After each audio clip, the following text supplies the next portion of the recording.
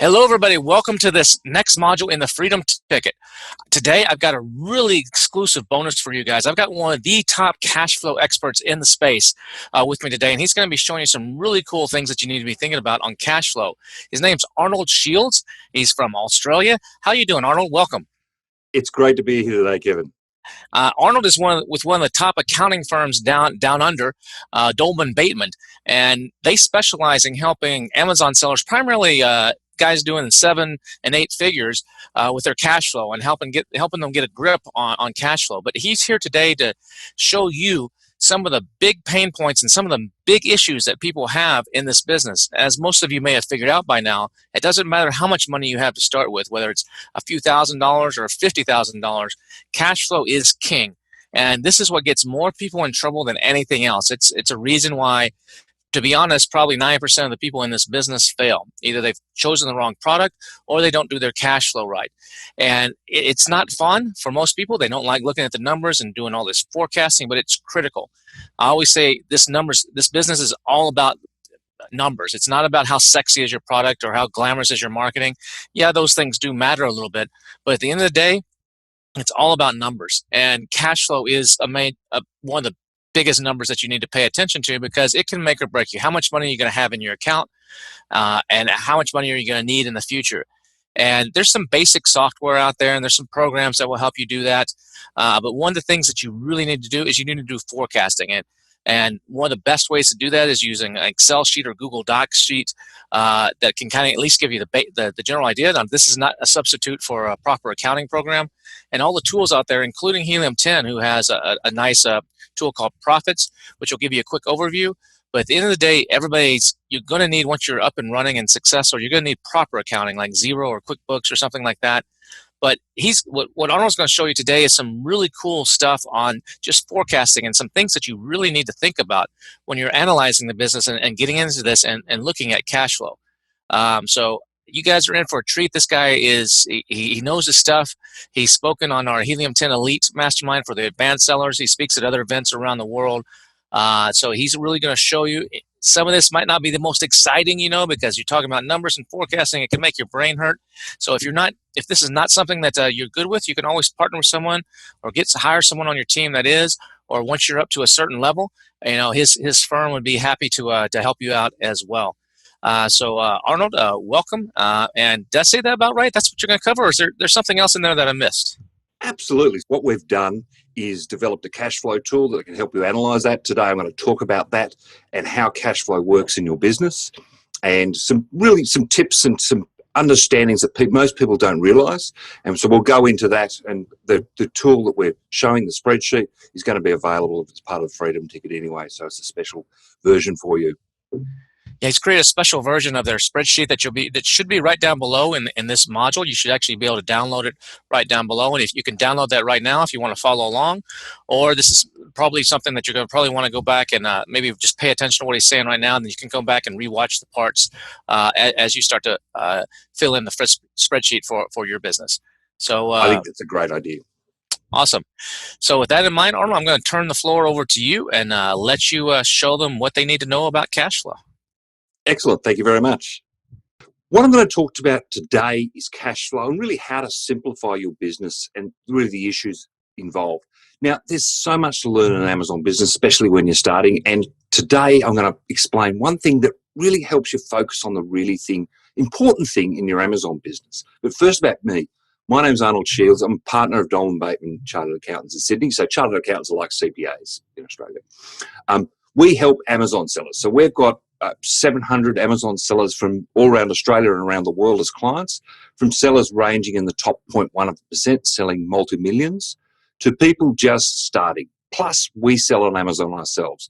Now, we started our Amazon business in late 2016, really so we could just get the data from Seller Central and properly advise our clients.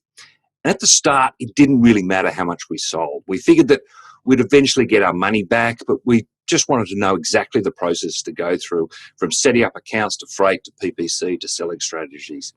And we run our Amazon business as a team building exercise. So everyone in the office gets involved, and it's lots of fun. It's really important in this business to treat it as fun. So now we've got 8 successful profitable products and plan to launch 12 new products in the next 12 months. Plus, we sell in USA, Canada, UK, Europe, Australia. So any issues that you face in your Amazon business, we'll deal with ourselves and help our clients with it. So today I'm going to talk about cash flow. I've been a chartered accountant or CPA for 25 years and examined thousands of different businesses. The Amazon private label business model is the best business model that I've seen. In no other business can you turn a small initial capital investment of $10,000 and turn it into a business earning $1 million profit a year within 4 to 5 years. And you can do it with organic growth, no extra funding, no VC investment, profitable from day one. And due to the negligible fixed costs and time involved, it's scalable like no other business that we've seen. Now, we have big plans for our Amazon business, and not all it's on Amazon, but we're going to use the cash flow from Amazon to fund other projects for our products. But we're not there yet. We still have to build up our Amazon business before we can think about those plans, one step at a time. But there are naysayers about the Amazon business. It's too much competition. The Chinese are coming in, undercutting prices, or it's too late. You should have been here 3-4 years ago. I'm going to show you that all of that doesn't matter. I'm going to give you an advantage that will put you ahead of 97% of the other sellers on Amazon. Okay, so let's look at some of the statistics that Amazon have provided. There are 6 million Amazon seller accounts worldwide. Now, that's a lot of people, all hoping that they can make money from Amazon. But of those, only 2.5 million have any inventory to sell. That means that 3.5 million Amazon sellers have zero inventory. Well, what happened to them? Did they just give up, or maybe did they just starting? And there are lots of just starting, but not that many. When we started to look at our first products, we went back and had a look 6 months later, and we found that half the brands on the first page had disappeared, never to be seen again. And this is a common theme against lots of markets. So out of those 2.5 million Amazon sellers with inventory, there are only 200,000 selling over $100,000 per year. That's 10 units a day at $25 a unit. So what happened to the other 2.3 million sellers? They didn't get to $100,000 per year. And we started working with Amazon sellers, and we found that some common problems that prevented them from reaching their goals. These sellers had good products with good reviews. They had optimized product pages. They had products that got organic sales in marketed niches that had enough volume. So what was holding them back? They should have been blitzing at getting to the next stage of their business, developing new product lines, getting free cash from their business. So out of the 6 million Amazon sellers, only 200,000 or 3% were earning over 100,000 a year sales, but 97% were not. The reason that these sellers did not reach their goals or get beyond the initial first stage of their business is cash flow. They didn't have enough cash flow to keep their products in stock. Now, there are many reasons why Amazon sellers run out of cash, which we're going to discuss later. But put it in simple terms for the moment, what happens when you don't have enough cash and you can't afford to restock inventory? Well, the product goes out of stock, sales stop, cash flow starts, and then you have to restart it. So some Amazon sellers have structural problems with their Amazon business. That means no matter how many times they try and restart it, there'll always be problems. So when we start looking at why people were consistently having problems with their Amazon business, we started to model that business out. And we're going to show you that cash flow model today. So cash flow is the number one reason all businesses fail, not just Amazon business. And fail in an Amazon business generally means they fade away and don't start again. Well, this is the 3.5 million Amazon sellers with no inventory, or the 5.8 million selling less than $100,000 per year. So it's not about sales of products or competition, it's about cash flow. And most Amazon sellers and business owners do not understand it. Let's talk about some of the cash flow factors. The ability to grow and get your business into a position where you want it, whether that's delivering you $100,000 a year or $300,000 a year or $1 million a year, will depend on your cash flow. Now, your Amazon business has the ability to grow rapidly and be self-funding through organic growth. That is, you can start with a $10,000 investment and build it up to a multi-million-dollar business. So these are the factors that are going to affect your cash flow. One is the gross profit rate, which is the gross profit divided by sales. Now, the key factor in your gross profit rate is really going to be your sale price, because that's something you have direct influence over. The next one is the rate of growth. So the faster you grow, the more money your business will need. So the faster you grow is also going to increase your risk, but we won't deal with that today. And the inventory cycle is the third factor, how quickly you can turn your inventory around. But the really number one factor is really the gross profit rate, and from that, your sale price. The thing to remember with your competitors is they have almost the same cost structure as you. You know, FBA fees are the same, freight's the same, product costs might be $1 or $2 less, but you'll often see competitors with a sale price of $10 or less. So let's look at this cash flow model, which you can download. Now, in this, we're going to just, we'll go through a bit in detail, but basically any of the yellow sectors you can change around. So the model is pretty simple. We just basically said we're going to have, we can set the sale price, and we're saying, okay, the daily sales is 10 sales per day, and we've just increased the number of products that we're launching. So it's a pretty simple cash flow. And over here, there's a dashboard which shows exactly how much we're going to earn from it, based on the cash flow and the profit.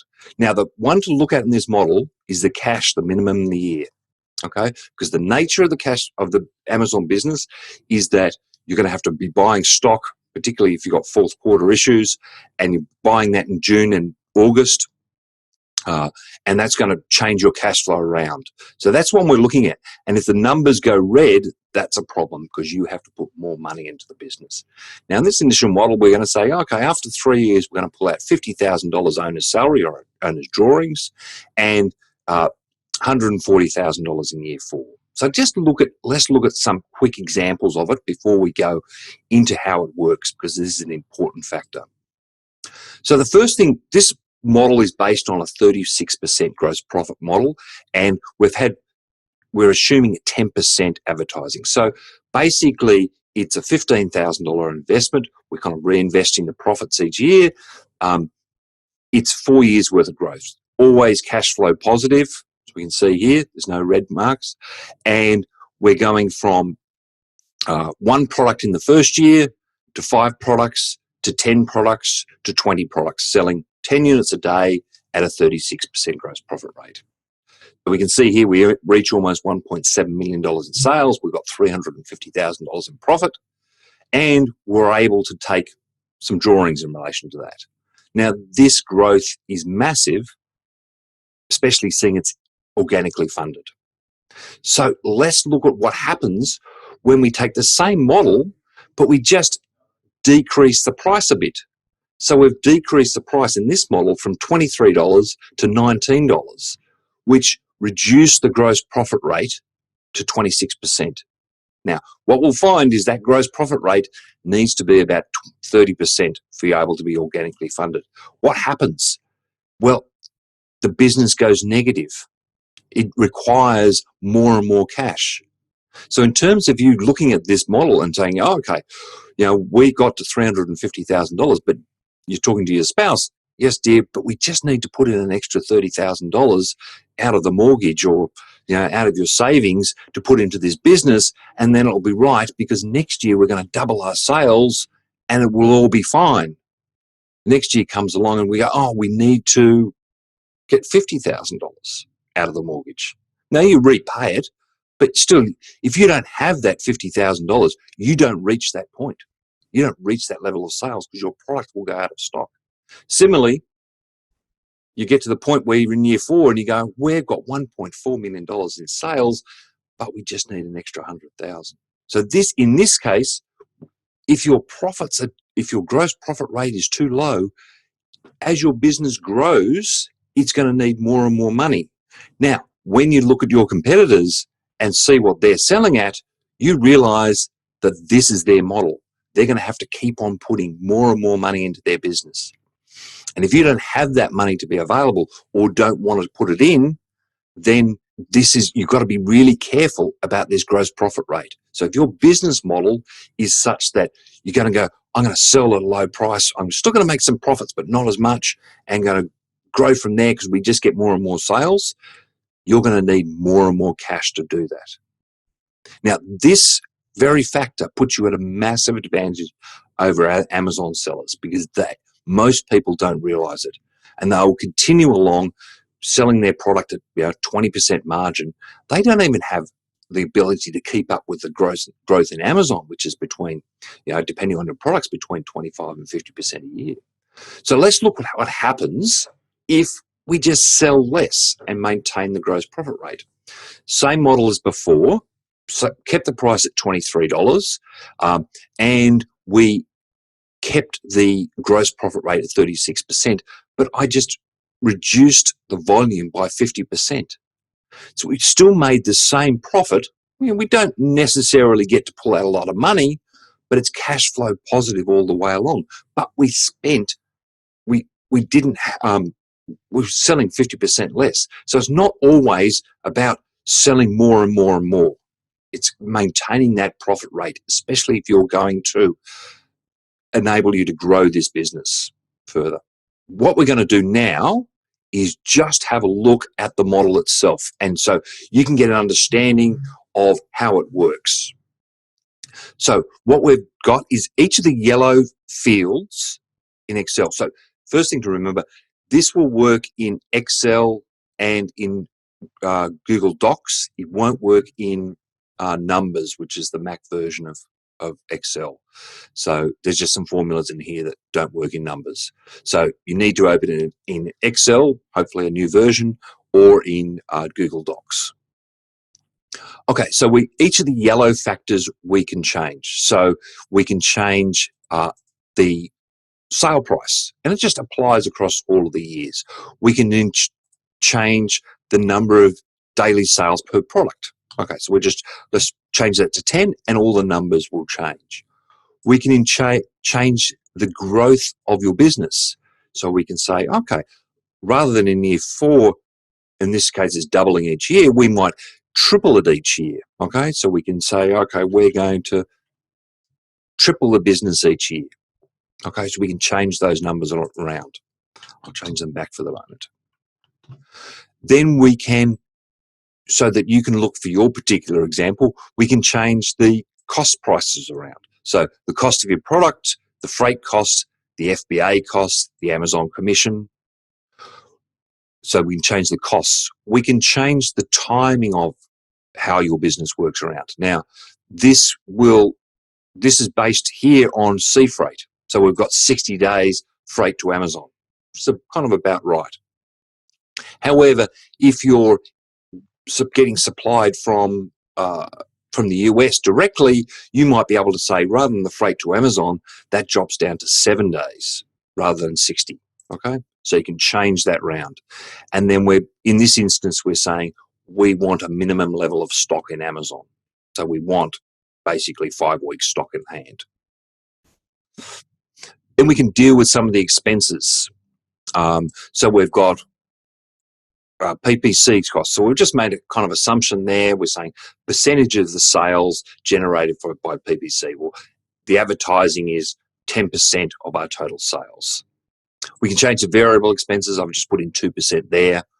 It's kind of around that. It might be 1 or 2%. That would include things like some of these costs that you didn't pick up before. Might be things like storage costs that might be in there. It's kind of bits and pieces. You might have some product launch costs that might be in there, for example. And then we can set the expenses and we can set the tax rate, which I've set at 30%. You can change that round for whatever rate you're looking at, and your capital that you're initially going to invest. And all this data then moves through to a profit and loss. This is kind of technical here.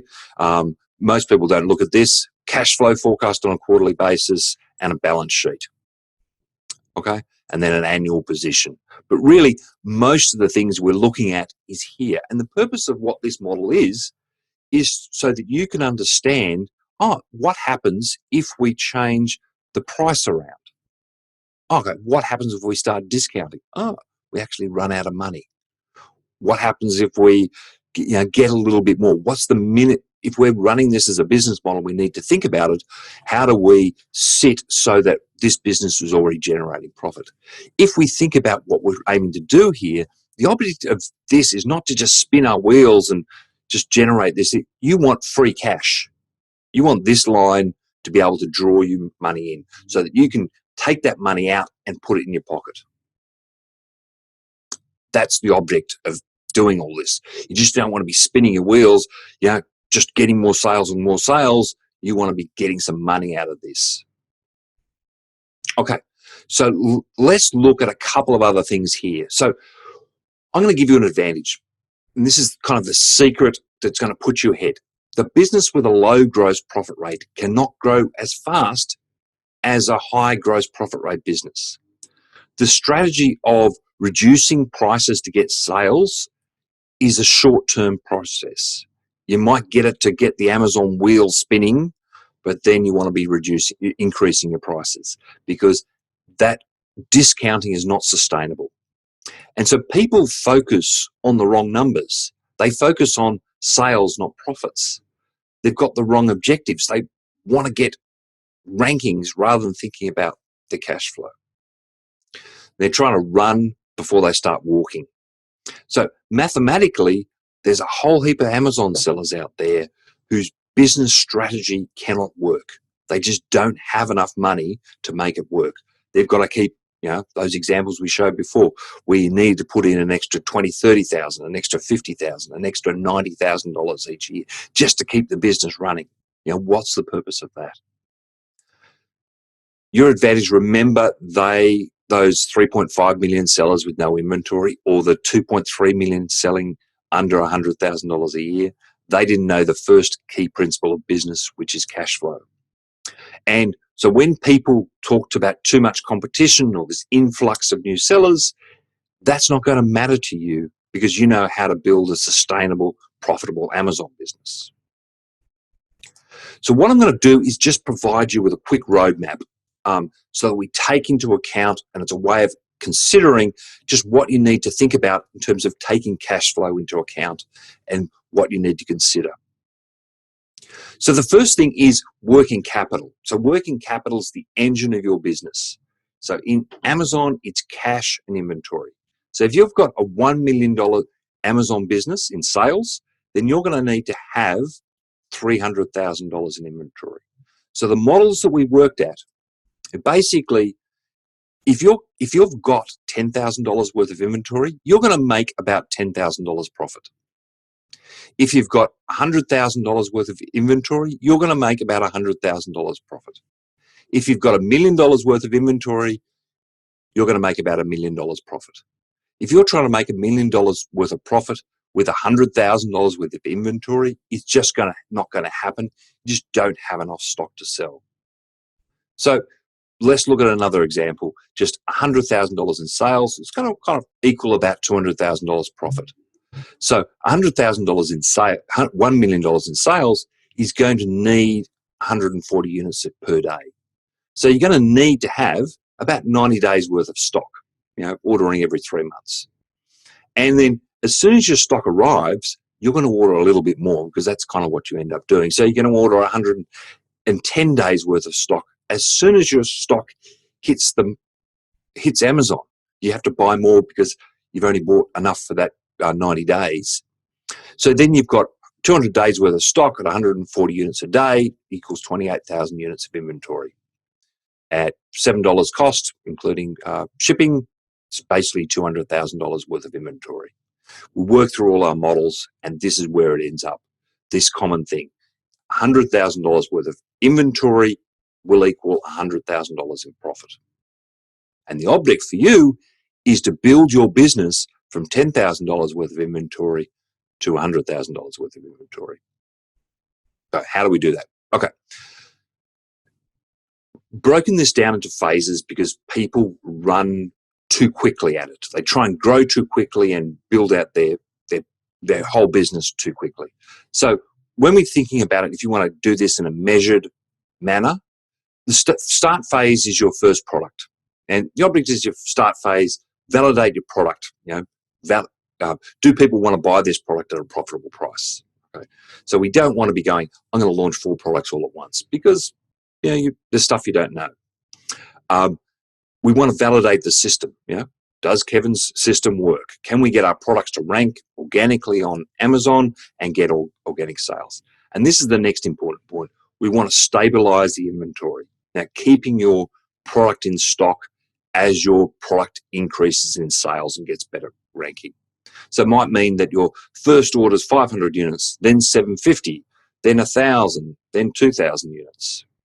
And then during this phase, we want to be building up our cash reserves for our next product. So we need to think about getting this money in stock, so enough cash so that we can keep our existing product in stock. And then when that is stabilized, that will generate additional cash for our next product. So at this stage, you're really learning about the market and where your product fits in. So the establishing base phase, this is your second, third, and fourth products. Now, the object of this stage is to build up your working capital from, to around $50,000 to $70,000. So it's $50,000 to $70,000 worth of stock. So you've got enough working capital to expand your business rapidly. If you try and expand your business rapidly and don't have enough working capital, which is cash and inventory, you'll fail because you don't have that. We want to ensure you've got this stable platform to move on. So start phase, we got it launched a product, we got it ranked, we got organic sales, and we stabilize the inventory. In the establishing base phase, we're kind of proving that we can do it again. Was the first product a fluke, or can we repeat the process and do it again? So we launch a second product, stabilize the inventory, making sure that we don't run out of stock on our first and second product. And then we look at building the profits and cash so we can do the third product. It's at this stage, talking about accounting things, this stage we start to put together more management tools in place. Things like Xero or QuickBooks, A2X, to start getting those numbers in so we can really understand how much money we're making each month. And then the expansion phase, this is about taking your products from 4 products to 10 to 15 products. This is where you see your profits rise from 50 to 70 grand a year to 250 to 300. This is about building it to $1 million business. But you've got a stable platform. You've got your engine of your business, your working capital is ready to expand. And you've reduced the risk of what happens if it doesn't sell, because you know how to make your product sell, and everything's not riding on one product because you've got a range. So this is a ramping up your business. Now, at this stage, cash flow is still an issue. You've still got to keep a really tight eye on cash flow. And this is where we start looking at, full inventory and cash flow forecasts, so we don't launch our products too quickly, take into account seasonal factors like fourth quarter. And then the fourth phase is the consolidation phase. This is like, okay, we've built up this big business, and how do we make it into this is where you start looking at other channels and things like this, but it's really just, okay, how do we make it, consolidate everything we've done? We've gone through this high growth. This is also the stage of free cash flows, so we can start pulling out the money on it. And this is the time when you're thinking about, okay, do we sell the business at this point? So we look about the 4 phases in terms of managing cash flow. We've got the start phase, 1 product, stabilize the inventory. Establishing the base phase is building up the working capital in your business, getting that 3 to 4 product. The expansion phase is rapid growth, going towards that $1 million a year in sales. And the consolidation phase is, okay, let's lock all this away and make sure that we're not going to lose everything that we've got built up towards. If we looked at it in years, basically we've got 1 year, 2 year, 3rd year, 4th year. But where to now? Okay, well, that's up to you. But lying on the beach is what we're kind of all thinking about, and the freedom that this business can generate. But the important thing to remember is it's really cash flow, and cash flow will determine whether you're in that bottom 97% or in the top 3%. So what did everybody think? That was some great stuff, Arnold. Really appreciate that. That's something that nobody really talks about. In most courses out there, they don't teach this.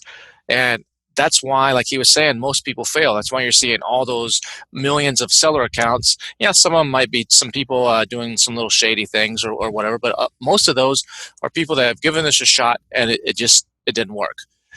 Because why did it not work? More likely than not, it's because they didn't do the cash flow right. So I just have a couple questions for you, Arnold. As we were going through that, just for the students here, can you explain what gross margin is?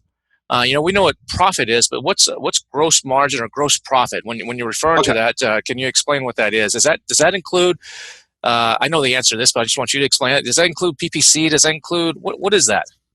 Okay, so gross profit is basically your cost of goods sold. So that's going to include your unit price of your product for each sold, the price of the freight, the price of the FBA fees, the Amazon seller commission, and it's also going to include, depending on which way you work it, you can include advertising in that, and it'll include some other bits and pieces relating to the sale of that product. So it might include storage fees, and we include photography and things like that in the gross profit. So the gross profit is your sales less the cost of goods sold. So everything that's required to get that product sold, and that will divide the gross profit.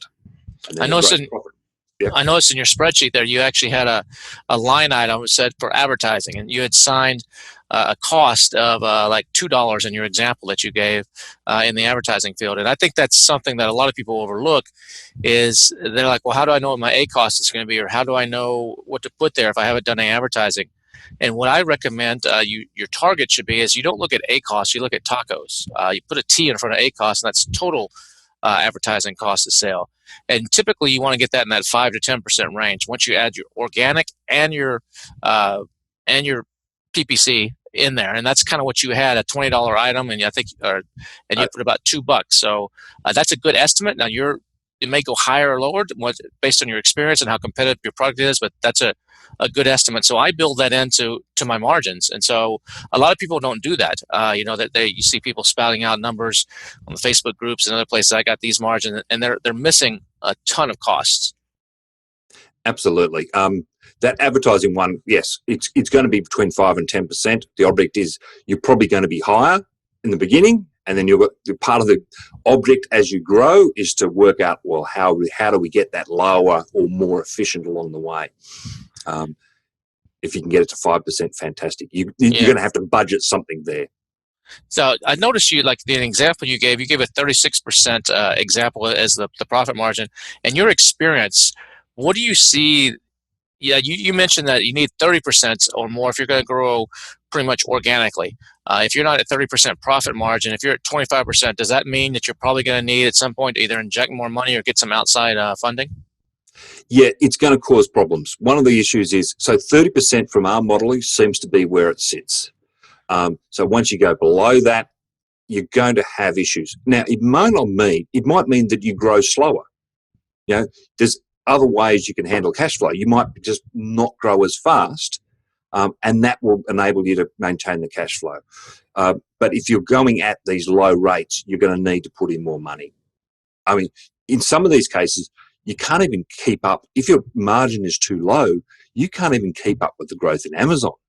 No, so if you're ranked number 4 in your rankings or whatever it happened to be, and you just stay at that spot, if Amazon's probably growing at 25% to 50%, depending on what the product is, a year. So you can't even keep up with the growth in Amazon itself.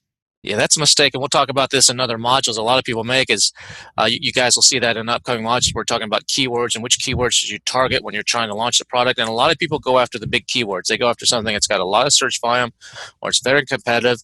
They have to give away a lot of units or do some sort of promotion, discounted heavily units in the beginning to get to that page. And a lot of times they don't even stay there because they don't convert. But even if they do stay there, like you just said, if you haven't done the model right in the cash flow, you're not gonna have the money to stay there anyway. So that's why it's a lot of times it's better to target the mid range and the lower level keywords where maybe they are the 5 or 10 sales per day. Instead of really trying to hit a home run initially, just get on base. And then later on, as your cash flow develops, then you can start going after some of these other keywords, and you can use Arnold's spreadsheet there to model that out. Now, one of the things, though, Arnold, you have in your spreadsheet is what if you had everything based at the same price? If I could change it $20 and maybe in year 3 I've got 10 different products, but some of those are at $40, some of those are at 18. So would you recommend just using this is strictly just a model. This is not straight on dead accounting, but it's just for estimating.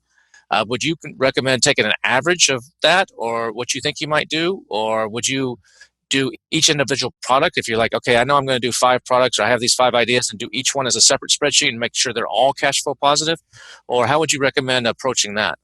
Okay, there's a couple of ways. One is we do have one of the tabs on that spreadsheet is a weighted average price model. So you can add in different products at different prices to work that out. But really, this model is not determined as to, I think if you got to year 3 and looking at developing a whole bunch of different products, which is a long way away, then you would be doing a cash flow for that year to work out exactly what you're going to do. And we've got weekly cash flow models that kind of build all that in. But this is really just to understand how this model works. So if we're selling at this price, what does it actually mean? Or we're selling at this margin, what does it mean going forward? Have we developed the right business model for what we're looking at?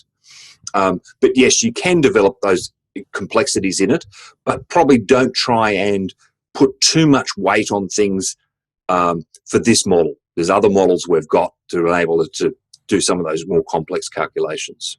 Yeah, so what he's saying is, and I agree with this, don't overcomplicate it in the beginning. Just get the basics so you understand the concepts and what you should be looking for and the margins you should be looking for. And then once you get up and running and start thinking about other products down the road, then you can fine-tune this a little bit more and get a little bit more granular and a little bit more detail. But the point of this is to show you, get you thinking, look, this is where I need to be. Like he said, you might not be able to start out there. You might have to start out lower to get your positioning or your ranking or whatever, but this is where I need to be to have a chance at success here. Now, something else I noticed is you didn't take one of your examples, you didn't take an owner's salary until year 3. So, everybody out there on the internet is saying, sell on Amazon and you can quit your job in 3 months and go live on the beach. Get to that step 4 there. So what do you recommend on that? I mean, I always tell people that unless you got a huge cushion to live off of, or you're willing to live on rice and noodles for a while, don't be taking any money out if you can avoid it for at least the first couple years. And do you kind of agree with that? Yeah, if you take money out before the business can really afford it, and you basically stop your growth at that point. So if you get to the first year and think, oh, gee, I can take these profits, your business will stop at that level and it won't be able to grow. So you've got to just keep at that job for a couple more years before you can start to think about things. The other thing to remember, because you're not relying on this money, because it all has to be reinvested, you can treat this business as a lot more fun. You're not depending on it to pay your mortgage. And if you keep it as a fun business, then the things that go wrong, and there will be things that go wrong along the way, happens often in our business anyway, then you just treat it as, okay, I've got to change something, I've got to do something, but it's a fun business to be in. And that's one of the things I like about it a lot. I mean, our Amazon business, which really just started as we just wanted to find the data on Seller Central, is just a lot of fun. I really enjoy it. And so that's the important thing from that. Yeah, I agree. I enjoy it too. And some of the most successful people that I know that have actually been able to sell their business for significant amounts of money did exactly this. Maybe it's a husband and wife team, and the wife stayed at home and ran the business, and the husband continued his job for a couple of years, and they built it up. Or maybe someone's kept working. I know a guy now that's buying.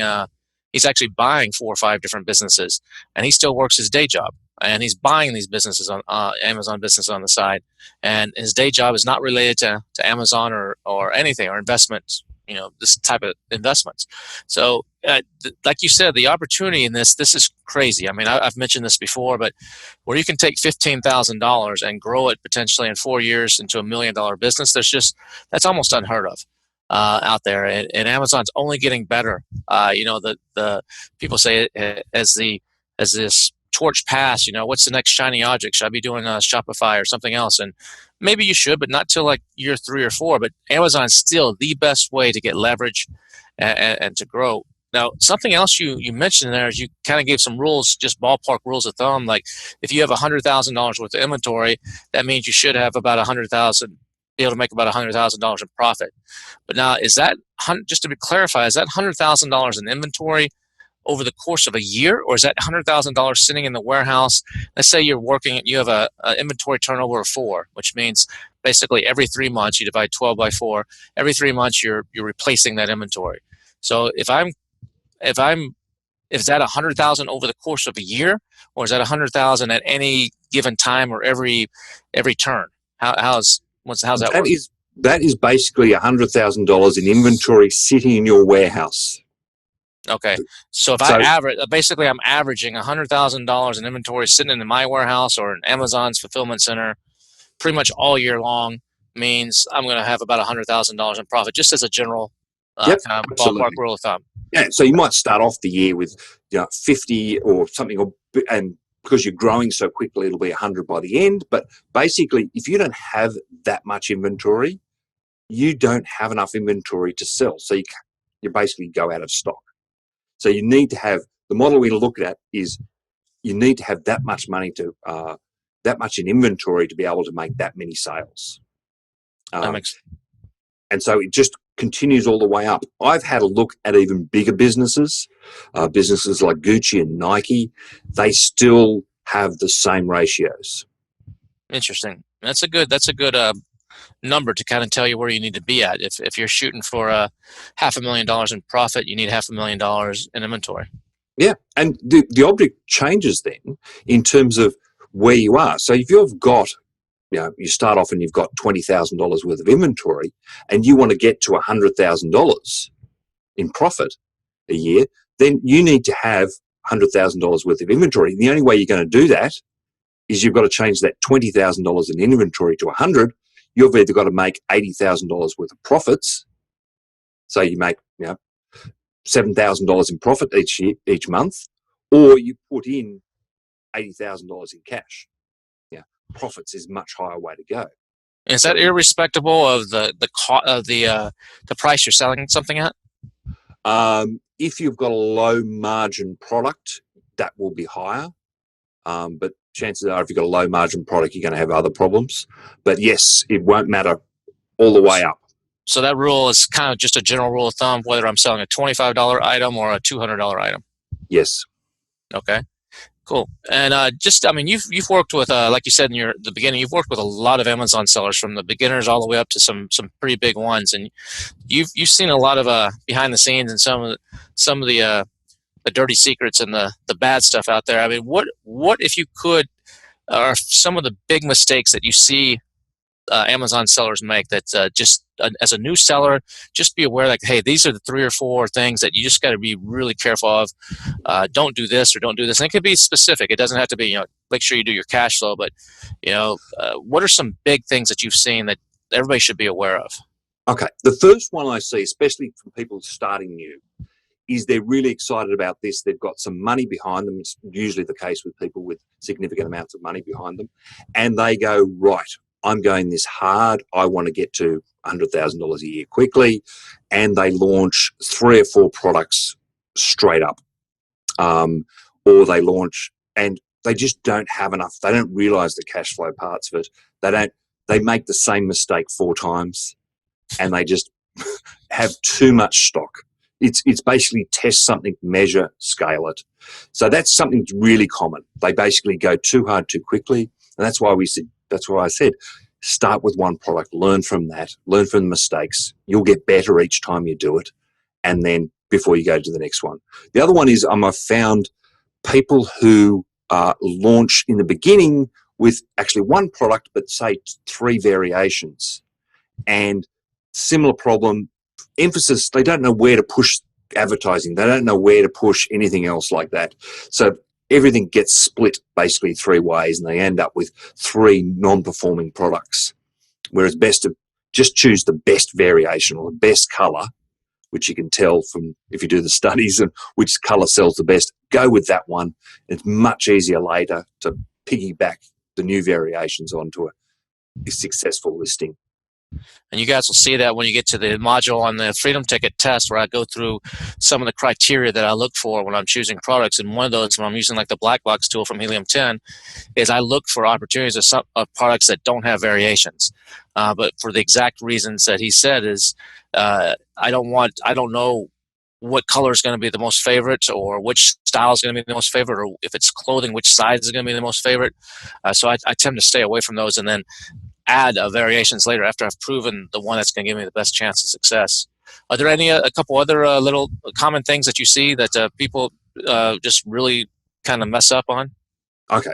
Yeah, we've already do. The other one is when they're searching for products, and I know you're going to deal with this, but they're thinking, I found this product, and the competition is selling, 1,000 units a month or 2,000 units a month. I'm going to go into this market. It's untouched.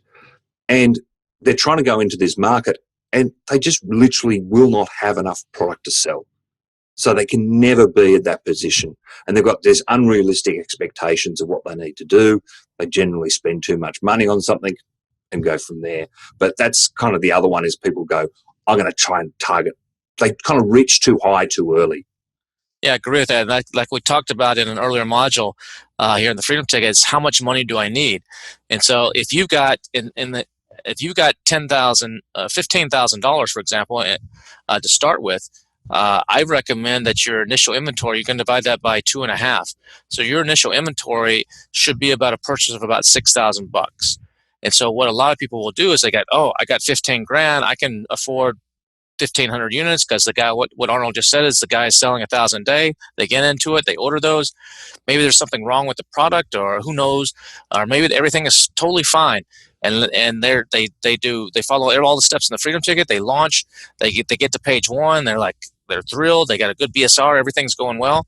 And now they're like, what do? I need to order more. I'm going to run out of stock here much faster than I anticipated. I didn't do my cash flow properly. And now I've got to reorder more, and I don't have the money. Amazon hasn't paid me yet. So you're dead in the water. And you basically, when you do get paid from Amazon, then you place the order, but you're out of stock for a while, and you're basically starting over, and you just repeat this cycle, and it goes nowhere. And so that's why you got to look at products not based on how much, using these tools like X-Ray and looking at a market was how much is someone selling? Is there an opportunity there? You got to factor in what opportunity can I take advantage of based on the money that I have, and approach your products that way. And it'll completely change your mindset. And you may find as you're doing your research that there's really good products that you're like, oh my God, look at this one. This is like a beautiful opportunity. I could maybe crush it here. But you look at your bank account or you're starting an investment, you're like, I can't do it. I don't have it. I don't have enough. It's going to take, I got $15,000. It's going to take 14,000 the 15 I have. And if you don't have another source of revenue, if you don't have a rich uncle in the background or another way that you're going to be able to tap that quickly, then you're not going to succeed. And you hear these stories all the time with people that say they started with $500 or $1,000 and now they're doing $2 million a year, and that's just it's just not true. They might have started with that. I'm not going to say they didn't, but quickly after that, there's more money that came into the picture from somewhere. So don't be misled by these things. And that's why cash flow is so important. It's very important to take Arnold's spreadsheet. He's been very kind to give this to everybody in the Freedom Ticket, and take that and use that to really give yourself the best chance of success out there. Now, I want to really thank you, Arnold, for coming on and sharing this. And, when I first found out about you a few years ago, I was like, this guy is doing it right. Nobody talks about this. None of the other courses go into detail like this. They just show you the sexy stuff. They show you the cool, the fun stuff. But nobody goes into like, what does it really take? And I appreciate you creating these spreadsheets and everything you've been doing out there to try to show people like, hey, treat this like a business and give yourself the best chance of success possible. Thank you very much, Kevin. It's a pleasure. Cool. All right, guys. Remember to download the spreadsheet that Arnold went through. You may have to go back and rewatch this module to follow him through. There's lots of different tabs on there, so don't get too confused by them. But he showed you which ones are the main ones that you want to use to do some forecasting, and you can combine this spreadsheet with a couple of the other ones that you have here in the course, and you have ammunition that nobody else has out there. You're only going to find that here at Freedom Ticket from Helium 10. Guys, thanks again for watching, and we'll see you in the next module.